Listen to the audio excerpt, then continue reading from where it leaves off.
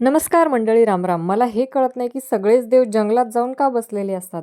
तर आता आम्ही एका देवाच्या दर्शनाला चाललेलो आहोत आणि बघा एकदम मस्त हिरवळ आहे सगळीकडे आणि शेत बघून आमच्याकडे ही चर्चा असते, अरे वा यांचं सोयाबीन किती छान आहे, अरे वा यांचा कापूस खूप छान आहे, यांची तर यावेळेस मजा आहे, यांची दिवाळी तर जोरदार होणार, असं तसं. आणि एखाद्याचा जर कापूस किंवा काही चांगलं नसेल तर आम्ही त्याच्याबद्दल शोकसुद्धा व्यक्त करतो की बापरे किती वाईट झालं, आता ह्यांचं कसं होणार.